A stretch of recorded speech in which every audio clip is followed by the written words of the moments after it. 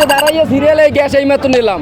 গ্যাসের কঠিন সংকট, সব গ্যাস শেখ হাসিনা ইন্ডিয়া লই গেছে, এরকম পালা যে বাবু শেখ হাসিনা যাওয়ার পর সব লই গেছে ইন্ডিয়া। শেখ হাসিনা কোনো গ্যাস নাই, খাওয়ার নাই, মানুষের আয় রুজি নাই, ইনকাম নাই, মানুষ হাহাকার করতেছে এমন অবস্থা। এখন দ্রুত আওয়ামী লীগ সহ নির্বাচন দেওয়া দরকার, এখন এছাড়া উপায় নাই। ব্যবসা করি, আমাকে ব্যবসা এখন খারাপ অবস্থা, আমরা কোনো দল নাই, যারা ভালো চালাইবে আমরা হ্যাঁ চাই।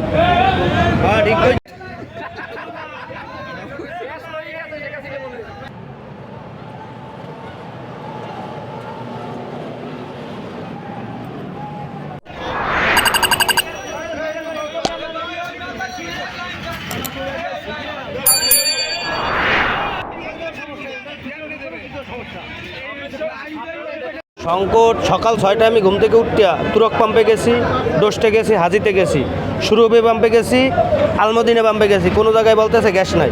আমার 3টে গাড়ি আজ ট্রিপ হয়েছে, কিন্তু আমার একটা গাড়ি ট্রিপে যাইতে পারে না। লাস্টে কেডির ম্যানেজারে বললো ভাই 3-4টার দিকে গ্যাস আসবে, সেই থেকে সিরিয়াল লাগাইছে, এখন পর্যন্ত সিরিয়াল গাড়িগুলোর দেখেন। আর আমরা যদি এবিলের হয় কীভাবে আমরা গাড়িগুলো কীভাবে চালাবো বলেন? তা সারাইয়া একদম সিএমবি ওই থানা কাউন্সিলের সামনে গেছে, আর এদিকে নতুলবাস ব্রিজ পর্যন্ত কি চাচ্ছেন আপনারা?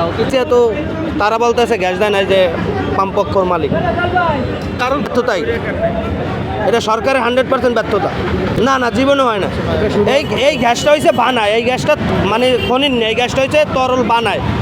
এই গ্যাসটার কোনো সময় সংকট হয় না, কোনো জায়গায় সিন্ডিকেট। এর মধ্যে আমি একটা পাম্পে খাগড়াছড়ি একটা পাম্পে 400 টাকা দিয়ে, তারপর মনে করেন 2500 টাকার গ্যাস নিয়েছি।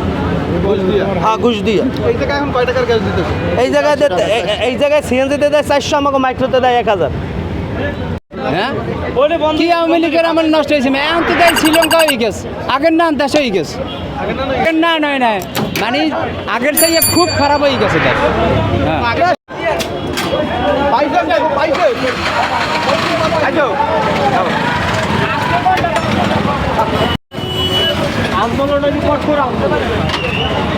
বন্ধ এটা